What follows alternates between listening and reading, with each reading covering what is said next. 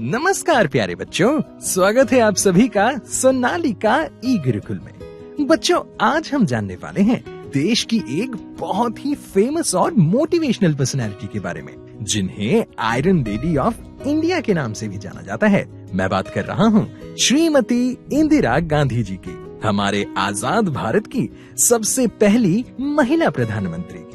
तो चलिए बच्चों, जानते हैं इनके बचपन, इनकी अर्ली लाइफ, इनकी एजुकेशन और इनकी पॉलिटिकल जर्नी के बारे में।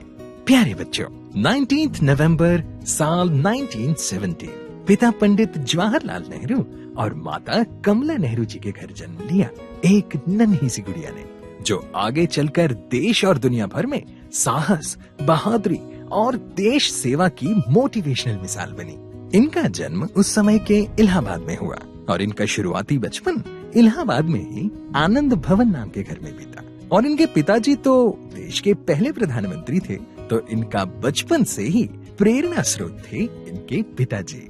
बचपन से ही इनके अंदर काइंडनेस और उदारता जैसे भाव थे और शुरू से ही ये बिना किसी भेदभाव के लड़के और लड़कियां दोनों के साथ खेला करती थी। अच्छा बच्चों, बचपन में इनकी फेवरेट गेम हुआ करती थी स्पीच, यानी भाषण देना। तो यूं हुआ करता था कि ये आसपास के लोगों और बच्चों को इकट्ठा करके बैठा देती थी और उनके सामने खड़े होकर भाषण दिया करती थी। और वहीं से ही इन्हें देश प्रेम, भारतीय स्वतंत्रता और गरीबों पर होते शोषण के खिलाफ आवाज उठाने की प्रेरणा मिली। वैसे तो इनकी स्कूलिंग कई स्कूलों से हुई, लेकिन इनकी ज्यादातर पढ़ाई घर पर ही हुई। इंदिरा गांधी जी बचपन से ही महात्मा गांधी जी के विचारों से बहुत ज्यादा प्रभावित थी और उन्हें क्विट इंडिया मूवमेंट यानी भारत छोड़ो आंदोलन से बहुत प्रेम था और इसमें उन्होंने बढ़ चढ़कर हिस्सा लिया था। ब्रिटिश रूल के चलते क्विट इंडिया मूवमेंट के दौरान जब विदेशी चीजों का बायकॉट हो रहा था, तो इंदिरा गांधी जी भारत में बना कपड़ा यानी खादी पहना करती थी। अच्छा, इसी बात से ना इनका एक किस्सा याद आया। एक बार इनकी आंटी इनके लिए स्पेन से एक डॉल गिफ्ट लेकर आई, तो क्विट इंडिया मूवमेंट के चलते इन्होंने उस डॉल को लेने से सख्त मना कर दिया, क्योंकि वो विदेशी थी। क्यों, है ना कमाल की बात। इंदिरा गांधी जी को बचपन से ही जानवरों से बहुत ज्यादा लगाव था और इनके पास तरह तरह के पेट्स थे, जिसमें सबसे यूनिक और इम्पोर्टेंट था इनका टाइगर। इंदिरा गांधी जी रविंद्रनाथ टैगोर जी के विचारों से भी बहुत ज्यादा प्रभावित थी और इसी के लिए वो 1951 में रविंद्रनाथ टैगोर जी द्वारा बनवाई गई विश्व भारती यूनिवर्सिटी शांति निकेतन भी गई थी। इंदिरा गांधी जी की काइंडनेस को सराहते हुए रविंद्रनाथ टैगोर जी ने एक इंटरव्यू में इनका नाम रखा इंदिरा प्रियदर्शिनी गांधी। प्रियदर्शिनी का मतलब है जो हर किसी को काइंडनेस यानी दया की नजरों से देखता है। इसके बाद अपनी स्टडीज कंटिन्यू करने के लिए वे इंग्लैंड की यूनिवर्सिटी ऑफ ऑक्सफोर्ड गयी। बच्चों, इंदिरा गांधी जी की सबसे बड़ी क्वालिटी थी इनकी बहादुरी, इनकी निडरता।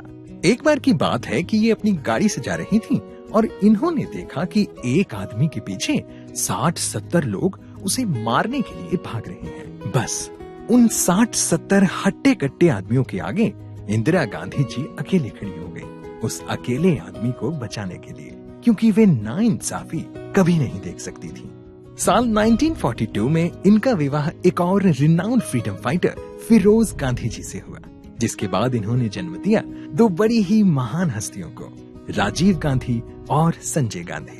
बच्चों, इनके पॉलिटिकल करियर की बात करें तो सबसे पहले 1964 से 1966 तक Indira Gandhi ji information and broadcasting minister रहीं और इसके बाद इन्होंने देश का सबसे बड़ा मंत्री पद 1966 में as the prime minister of India शुरू किया और कुल मिलाकर इनका प्राइम मिनिस्टर टेन्योर लगभग 15 साल का रहा। साल 1971 में इन्होंने पूरे देश में गरीबी हटाओ का नारा दिया।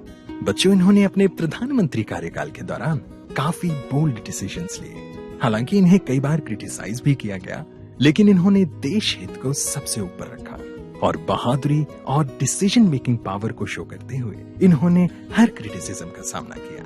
लेकिन साल 1984 में इनकी मृत्यु हो गई और एक बहुत बड़ा मैसेज हम सबको दे गई कि अगर आपकी इंटेंशंस क्लियर हों और आप सच्चाई की राह पर चल रहे हो, तो आपको बिना डरे, बिना किसी घबराहट के हर क्रिटिसिज्म का सामना करते हुए हमेशा आगे बढ़ते रहना चाहिए।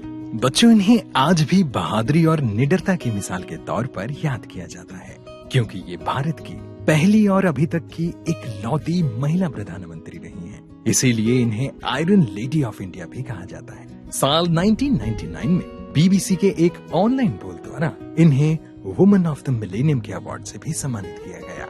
बच्चों, आप भी इनकी लाइफ जर्नी से इंस्पायर हो सकते हैं। तो ऐसे ही इंस्पायरिंग और मोटिवेशनल लाइफ जर्नीज के बारे में जानने के लिए जुड़े रहें सोनालिका ई गुरुकुल के साथ।